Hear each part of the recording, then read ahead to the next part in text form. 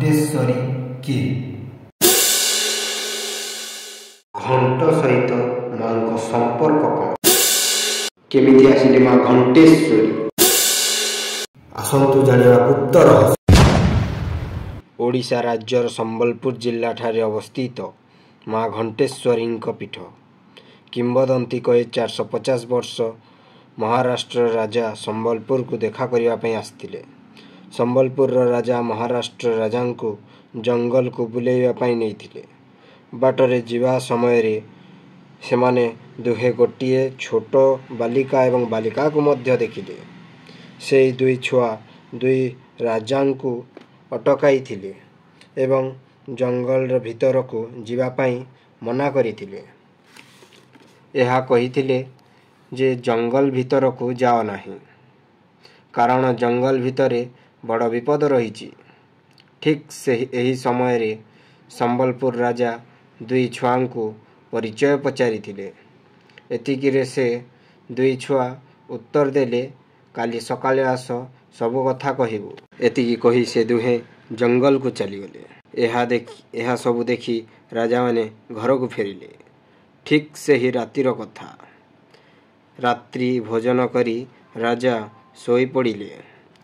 ସ୍ୱପ୍ନରେ ଆସି ମା ପାର୍ବତୀ ଏବଂ ଭଗବାନ ଶିବ କହିଲେ, ଛୋଟ ଛୁଆ ରୂପରେ ଆଜି ଆମେ ଜଙ୍ଗଲରେ ଦେଖାଦେଲୁ। ସକାଳ ପାଇଲା ମହାନଦୀ ପାଖରେ ଥିବା ସେହି ସ୍ଥାନକୁ ଯିବା ପାଇଁ ବାହାରିଲେ। ଏତିକିରେ ସ୍ୱପ୍ନ ଶେଷ ହେଲା। ରାଜା ନିଜ ସୈନ୍ୟକୁ ଧରି ସେହି ସ୍ଥାନରେ ପହଞ୍ଚିଲେ। ସେହି ସ୍ଥାନରେ ରାଜା ମାଙ୍କୁ ଦର୍ଶନ କରିଥିଲେ।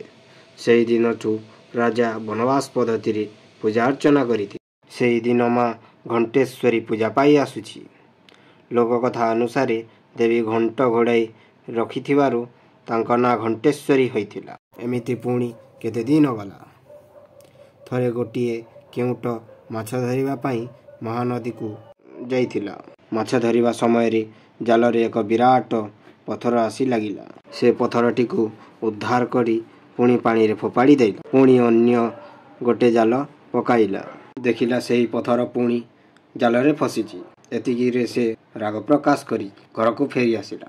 ତା ଆର ଦିନ ସକାଳୁ ପୁଣି ସେ ମହାନଦୀକୁ ମାଛ ଧରିବା ପାଇଁ ଆସିଲା ଏବଂ ସେ ଜାଲ ମଧ୍ୟ ବିଛେଇଲା। ଯେମିତି ଜାଲ ବିଛେଇଛି, ଏକ ବଡ଼ ଧରଣର କୌଣସି ଏକ ଜନ୍ତୁ ସେହି ଜାଲରେ ଆସି ଲାଗିଲା, ଯାହାକି ସେ ଜାଲକୁ ଟାଣିବା ସମୟରେ ଅନୁଭବ କଲା।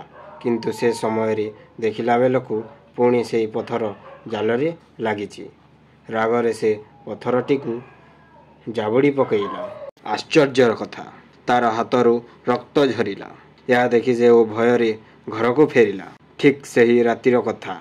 ମା ସ୍ୱପ୍ନରେ ଆସି କହିଲେ, ସେଠାରେ ତୁ ମୋତେ କାହିଁକି ଛାଡ଼ି ପଳାଇ ଆସିଲୁ? ତୁ ମୋତେ ଆଣିବୁ ଏବଂ ସ୍ଥାପନ ମଧ୍ୟ କରିବୁ। କିନ୍ତୁ ମନେ ରଖ, ସ୍ଥାପନ କରିସାରିବା ପରେ ସେଠାରେ ତୁ ଆଉ ରହିବୁନି, ଦୂରକୁ ଚାଲିଯିବୁ। ସ୍ୱପ୍ନ ଶେଷ ହେବା ପରେ କେଉଁଟଟି ମାଙ୍କ କଥା ଅକ୍ଷରରେ ଅକ୍ଷରରେ ପାଳନ କଲା। ମାଙ୍କୁ ସ୍ଥାପନ କରି ସାରିବା ପରେ ବହୁ ଦୂରକୁ ଚାଲିଗଲା। ସେ ଯାଇ ପହଞ୍ଚିଲା ଛୋଟରାଜପୁର। ସେଠାରେ ମାଙ୍କ କୃପା ଲାଭ କଲା ଓ ଛୋଟରାଜପୁରର ରାଜା ମଧ୍ୟ ହେଲା।